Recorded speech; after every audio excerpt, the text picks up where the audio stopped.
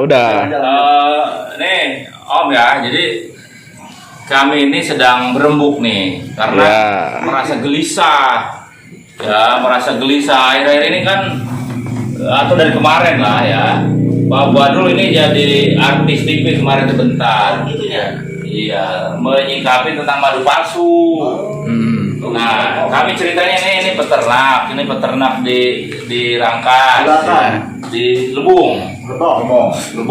Ini di Bulakan. Siapa ini? Nayagati. Kalau saya madunya goler kan. Macing. Nah, ini pemula.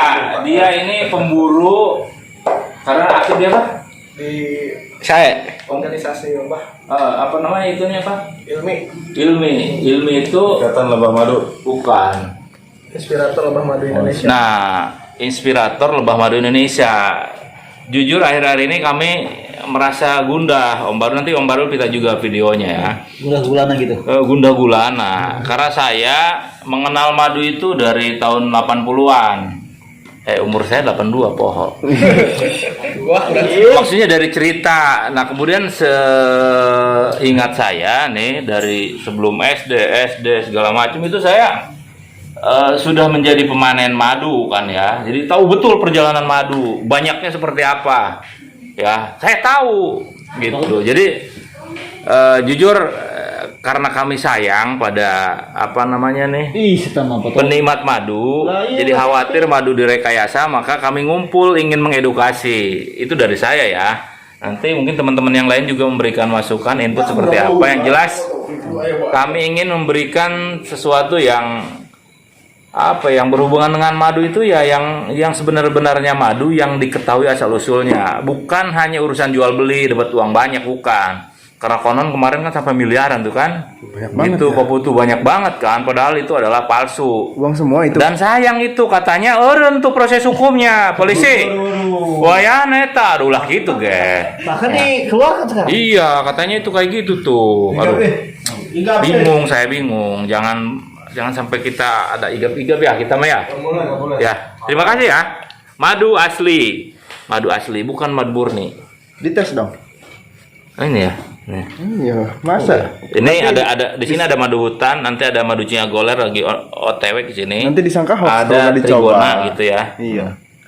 cuma lagi promo cuma. Pegang dulu. Manisnya ngereng banget ini, ngereng banget. Sensasi hutannya. Jadi saya sudah sering mencicipi hutan Trigona, ya kan? Siapa itu? Kemudian madu Nyiruan atau Apicerana, Dorsata, Trigona saya sudah Melipera. tahu betul. Melipera saya sudah tahu. Melipera yang karakternya itu sarangnya kuat sehingga dibikin madunya dalam honeycomb itu bagus. Tapi rasanya agak smooth ya atau gimana coba? Agak smooth, dia relatif memang penghasil madu karena ukurannya besar, penghasil madu produktif. Tapi itu kadang karena madu itu konon bukan madu asli Indonesia, bukan lebah asli Indonesia tapi impor gitu. And now you are a beekeeper Trigona from Lebak. Maybe you can tell to me about honey, about pure honey, on your on your Point of view. farming. Okay. Bisa farming juga ya, karena memang bisa sebut bahwa madu juga bagian dari pertanian gitu ya. Coba gimana Pak Barul menyikapi madu palsu? Actually, when we are talking about the bees, Yes. we have to see about the kind of environment, I guess. Okay. Because environment is the one or the basic of the honeybee itself. Okay. Okay. So when someone talks about honey or selling the honey, Yep. when we have no idea where is the original place. Original place. Okay. Original place. It's very important for us. Of course. Original place. The man or those who gets the honey itself Okay. should inform about the processing of the honey itself, Okay. such as from the harvesting, Okay. from the processing of, we can say that squeezing or filtering.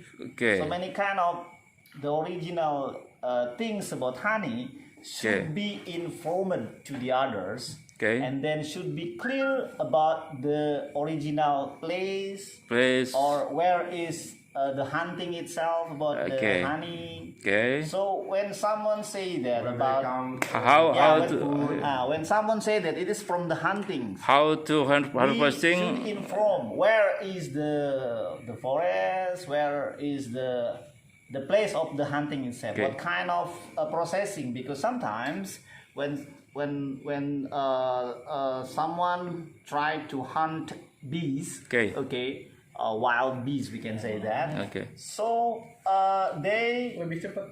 sometimes hide about the processing. And you now have a demonstration plot in Rangkas Bitung and Lebong village or I don't know what's the name your place. Oh, okay. The name of my place is just Saung Madu Lebong. Saung Madu Lebong. Actually, I have developed Subdistrict Rangkas about my Bitung. place about the farmer, Yep. the farming of bees itself in Pandeglang Saketi. Oh. Actually, from now on, I have we, because Yep. I try to find a partnership from those who want to join, Join. to be involved Okay. how to manage the hand. farm.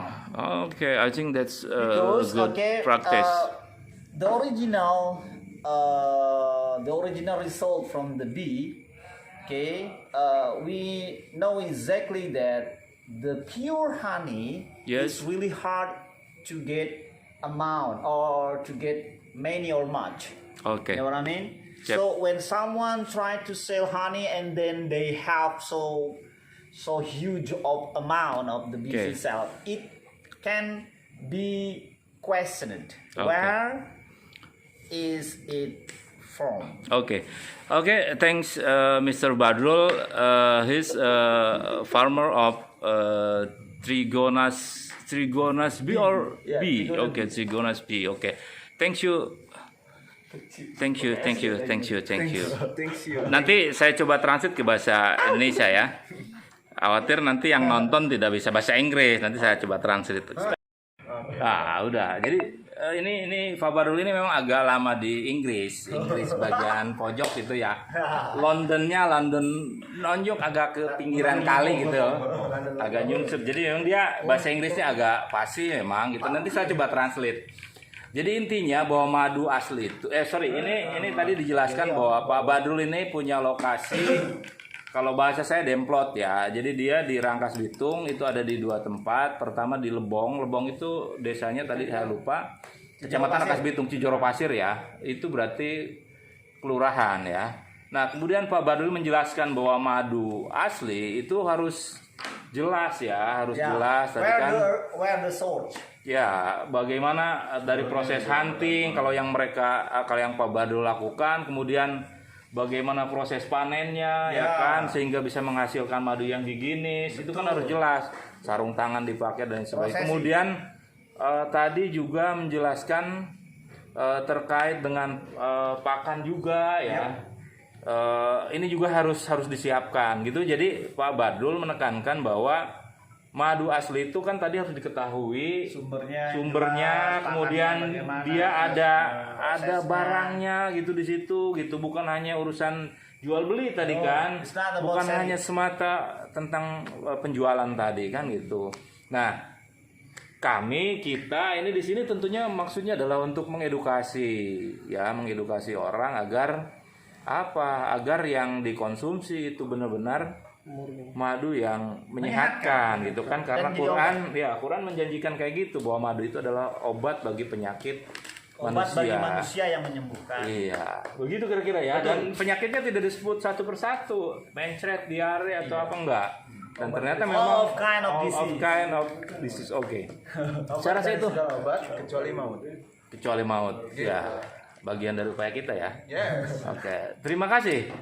Pak Putu, Pak Badrul. Pak Putu juga bahasa Inggris sudah bagus, tapi saya tidak akan show di sini, mungkin di season lain gitu ya. Seperti ini Pak Wandi. Nanti dari wawancara khusus, tenang aja, nyantai aja ya. Terima kasih. Keamanan. Pertama, ngejual butuh ya 300 ribuan, beli ke saya. Slow motion. Bisa slow motion gitu ya.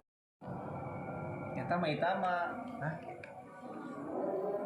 Tapi ayah tanya, anu nernak namana Pak Denny. Usahain sebejaan, ulah dicampur, lain di saya pojok itama, dicampur ya tetap.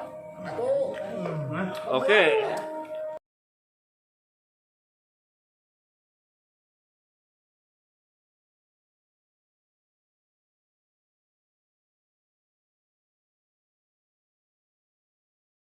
Para foto ini dulu mencoba beternak tewel di Kampung Bulakan, Desa Nayagati, Kecamatan Leidam. di akademisi saja. Kenapa mau mengembangkan itu? Nah, Gini Pak. Singkat saja. Ya sebenarnya di awal-awal itu ya saya malu. Lain, Malunya pertama, kenapa? Bude. Kebetulan saya sekolah di kehutanan. Nah pulang sekolah, selesai sekolah, ternyata hutannya habis. biasanya kekuatan ya. Jurusan kehutanan tapi hutannya habis gitu, gak ada hutan lagi. Nah sebenarnya budidaya madu ini gerakan pribadi saya sebagai bentuk peduli terhadap lingkungan. Artinya indikator lingkungan yang bersih dan sehat itu ketika Salah satunya adalah bisa berkembang biaknya jenis serangga, apalagi lebah. Lebah itu kan jenis serangga yang sensitif dengan, Dan itu sekarang masih sekarang ada ya. Koleksi saya di rumah sekarang sudah ada 200 kotak Pak Andi. Ya. 200 kotak. Kemudian yang selanjutnya adalah menyikapi fenomena madu palsu. Seperti apa? Tentang fenomena madu palsu itu sangat kejam sekali menurut saya, karena orang beli madu itu bukan gaya-gayaan ya Pak Andi ya, tapi orang beli madu itu dia buat untuk kesehatan. Oke. Nah artinya itu perlu dibantas, diberantas. Berantas ya. Cuma gini kendalanya, kenapa madu asli itu sangat susah? Karena tadi satu faktor alam aja sekarang sudah hancur gitu Pak Andi. Artinya keberadaan komunitas madu ini, populasi lebah madu ini akan berkurang pastinya di dunia ini. Akhirnya stok madu pun yang bisa beredar yang murni itu pasti akan berkurang jumlahnya. Oke. Seperti itu Pak Andi. Siap. Terima kasih Pak Putu ya. Siap, sama-sama Pak Jadi Andi. sangat biadab ya. Iya sangat biadab. Biadab banget itu. Beda banget. Udah nipu meracuni lagi. Siap. Terima kasih Pak Putu ya. Iya Pak Andi. Siap. Saya nggak jual. Selanjutnya nih Pak Putih, ini sekarang jadi hunter madu ya, hunter madu. Kira-kira melihat fenomena permaduan, khususnya di Lebak itu seperti apa nih? Jadi di Lebak masih terbaku ke mitos-mitos madu ya mengkristal gitu kan istilahnya mah. Terus madu itu ditaruh di kulkas, kalau tidak beku itu Palsu. madu Palsu. asli gitu kan, madu asli. Oh gitu. Kalau beku palsu gitu. Sebetulnya ya banyak bunga yang menghasilkan nektar yang dapat Beku. mengkristal gitu, beku. Jadi Ada itu ya. masih banyak mitos, terus banyak juga mitos tentang Saya tidak terlalu tertarik membahas itu, karena belum dibahas tentang itu kita ya. ya Tentang madu palsu tadi. menurut Putih. Madu palsu yang apa nih fenomena yang kekinian itu tuh yang rame-rame kemarin itu. Nah, Pak Wandi, hubungannya jadi dengan mitos-mitos itu ya pemain madu palsu itu banyak yang berjaya karena madu mereka bisa menyesuaikan dengan kriteria tersebut kriteria gitu. tadi. Nah, masyarakat awam ini didoktrin tentang madu karakteristiknya seperti itu gitu. Tapi kalau menurut saya madu itu ada di rasa sebenarnya, karena Dari ya, Kalau udah baunya jelas madu murni. udah terbiasa dengan madu murni mah kurang insya Allah mual ya Karena- madu mual. karena yang paling bagus untuk mengecek fakta rasa itu kan indera yang kita punya kan, salah satunya adalah lidah. Iya. Dan memang kalau memang sebenarnya yang terbaik itu bukan lidah, tapi penciuman hidung. Cuman ya. Ya, jadi hidung itu yang paling bagus untuk Saya mengecek menyimpulkan. madu asli apa enggak itu dari mata Pak Andi. Gimana Pak Restu?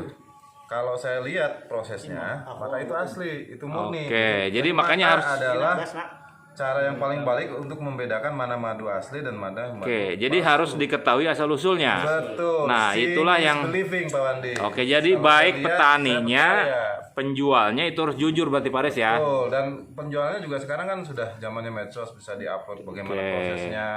di Dan mana tidak farmnya. pencitraan ya. Bukan. Tidak pencitraan, madunya sedikit. Campuran Yang itunya jerigenan gitu Oh, kan. nggak bisa. Padahal Alam nggak bisa si dipaksa, nyiruan itu Bos. nggak ada madunya, sesendok Madu doang. nggak bisa dipaksa, dia Itu. cuma menghasilkan yang terbaik untuk kita, dan itulah yang kita dapatkan, itu nggak bisa dipaksa. Oke. Boleh. Terima kasih Pak Aris. Jadi kalau menurut saya hidung, karena tai kotok saja dari kejauhan cium hidung langsung itu tai Masih kotok. mata, Pak. Kalau Mata saya ya. lihat, berarti benar Siap. itu. Terima kasih Pak Aris ya. Terima kasih. Udah Pak Aris ya. Udah.